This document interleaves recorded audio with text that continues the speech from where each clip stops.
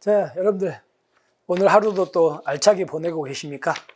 자, 오늘 우리가 또 해야 될 거 합시다. 오늘 문제, 오늘 여러분하고 같이 풀어볼 문제는 권한의 대리와 권한의 위임입니다. 대리와 위임이죠. 그러면 차근차근 들어갈게요. 여러분들이 알다시피 권한의 위임의 경우에는요, 위임기관의 권한이 수임기관의 권한을 아예 넘어가는 거죠. 아예 바뀌어버리잖아. 그러니까 위임기관은 넘겨주면 그 권한이 남아있다, 없어진다, 없어지죠. 근데요, 권한의 대리는 권한이 넘어갑니까? 넘어가지 않습니까? 넘어가지 않고 원행정청 권한임의 변함이 없죠. 그냥 그 사람이 뭐 한다? 그냥 대신할 뿐입니다. 밑에 있는 사람이. 그게 대리야. 따라서 권한위임은 수임관청 넘겨주면요, 수임관청한테 이전되므로 그거는 누구 행위가 되는 거예요? 수임관청 행위가 되는 거야. 따라서 수임관청에게 효과가 기속되는 거 맞죠? 대리는 뭐에 불과하다고요? 대행에 불과하니까 이무대리든 법정대리든 그 누구 행위가 됩니까? 피대리관청 행위가 된다는 걸 기억하셔요. 피대리관청 행위지 대리기관 행위가 아니라는 걸 다시 한번 기억해 두시면 되겠습니다. 됐죠? 그래서 맞는 지문입니다. 그 다음에 대리의 경우는요, 보세요. 만약에 청장님이 사고가 났습니다. 그래서 차장님께서 청장님을 대신하잖아요. 차장님께서 그러면 A라는 사람한테 권한을 행사했거든요.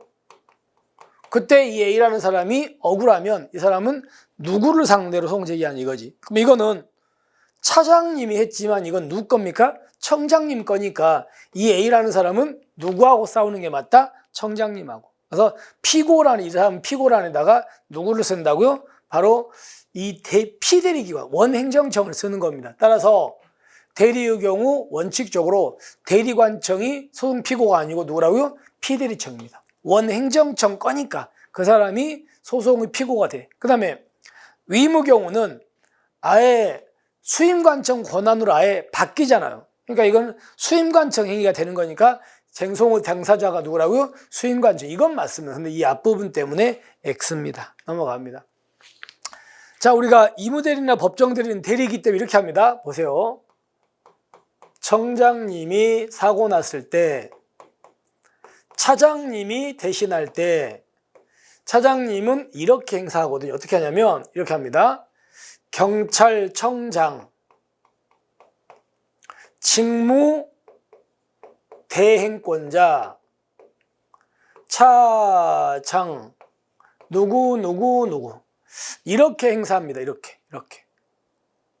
그럼 여러분들 이렇게 행사하면 자 이걸 넣어볼게요. 피대리기관이죠. 피대리기관을 대신한다고 밝혀가지고 대리기관인 차장이 자기 이름으로 하고 있잖아. 그럼 보시면 피대리관청을 위한 것임을 표시하여 대리기관이 자신의 명의로 권한행사 맞죠? 이렇게 됩니다.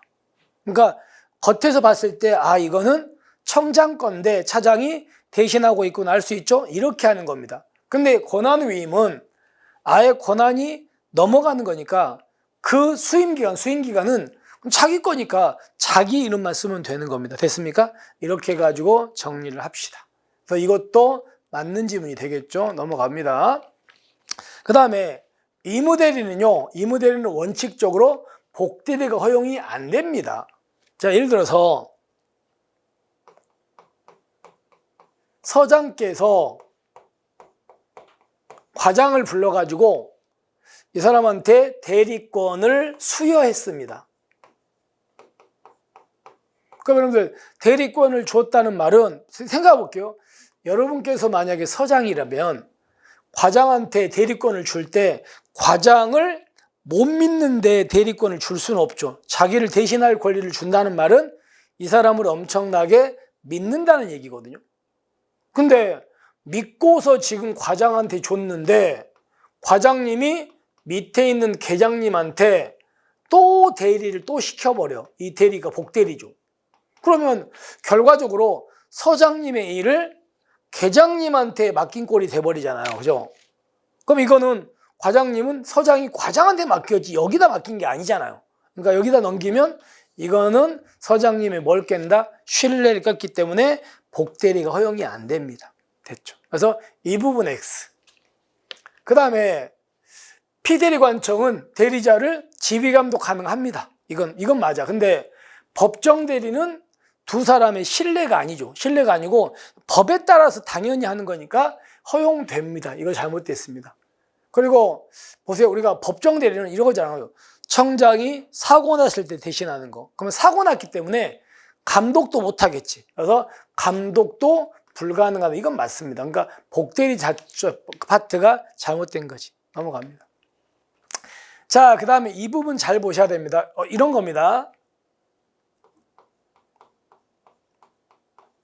청장이 청장께서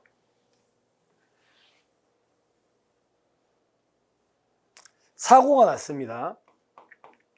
그래서 차장이 청장님을 대신한다 그랬습니다. 이게 법정 대리야. 그런데 차장님이 이거를 밑에 있는 예를 들어 국장님한테 이걸 또 대리시킨다. 자, 이게 무슨 대리라고요? 이게 복대리였습니다. 복대리다. 됐죠? 여기까지 됐습니다. 복대리다. 자, 그럼 여기서 이제 문제가 뭐냐면 이 국장님을 우리가 복대리 기관이라 그래요. 그 다음에 차장님은 대리기관이고, 그리고 정장님은 피대리기관이라고 하겠죠. 자, 그럼 첫 번째 질문. 이 국장님은 결국은 누구를 대신합니까? 누구의 일을 대신하는 거예요? 청장님이 사고 나서 차장은 청장님 일을 대신하잖아요.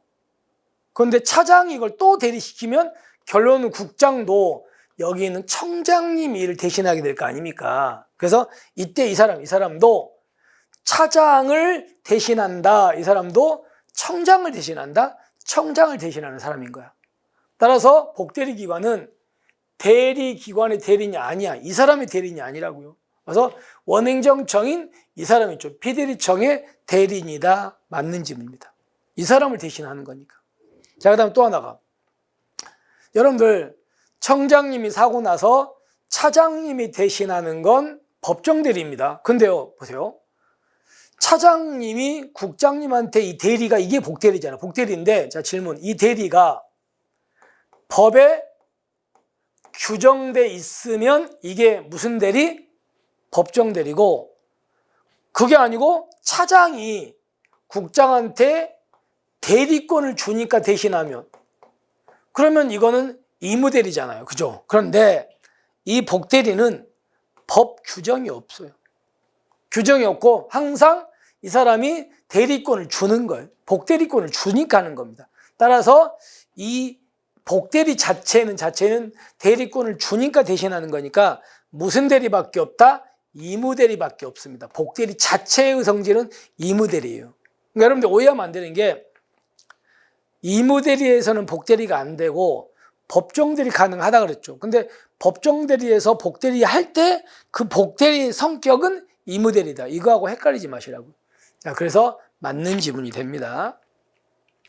그 다음에 여기는요, 이제 권한의 위임하고 내부 위임을 좀 또 비교하라는 얘기거든요. 이런 겁니다.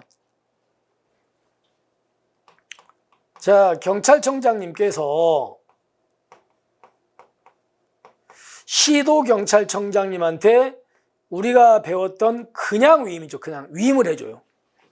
그럼 이거는 권한이 아예 넘어가는 겁니다. 따라서 시도청장님은 자기 거니까 누구 이름으로 하면 된다고요? 시도청장 자기 이름으로 하면 됩니다. 이렇게 하면 돼요, 그냥. 근데 여기서 비교할 게, 경찰청장님이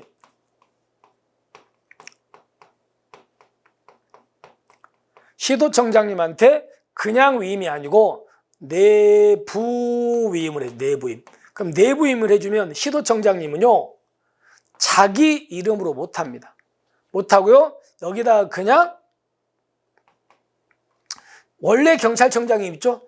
경찰청장님 이름으로 해야 됩니다. 내부 위임으로는 내부적으로 대신할 뿐이지 권한이 넘어간 게 아니거든요. 그래서 원래 위임은 넘겨받은 수임청 이름으로, 내부임은 원행정청 이름으로. 아시겠죠? 이렇게 해가지고 구별하셔야 됩니다. 이 얘기입니다. 따라서 위임의 경우는 수임관청이 자기 이름으로 행사하지만 내부임은 수임관청은 위임관청 이름으로만 행사할 뿐 자기 이름으로는 행사할 수 없다. 이렇게 되는 겁니다. 이렇게 해가지고 여기까지 기억하시면 되겠습니다. 됐죠? 맞는 지문입니다. 그래서 정리를 해본다면, 자, 니은에 대리관청이 아니고 대리는 피대리청이 소송의 피고가 된다. 됐죠? 그 다음에 리을에 보시면 이무대리는 복대리 허용이 안 된다. 법정대리는 허용된다. 됐죠? 자, 이렇게 해가지고 여기선 2개가 잘못됐고 나머지는 다 맞고 이렇게 되겠죠. 됐습니까? 이렇게 해서 일단 권한의 대리와 위임에서 여러분이 조금 신경 쓸 내용들, 틀리기 쉬운 것들 중심으로 정리를 했습니다.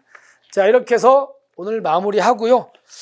여러분 이제 내일부터는 여기까지가 이제 경찰 법 중에서 조직에 관한 법이야. 내일부터는 작용법으로 들어가가지고 쭉 정리하겠습니다. 아니, 공무원법으로 들어가서 정리하겠습니다. 오늘 고생하셨고 우리 남은 하루 잘 보내시고 우리는 내일 뵙겠습니다. 수고하셨습니다.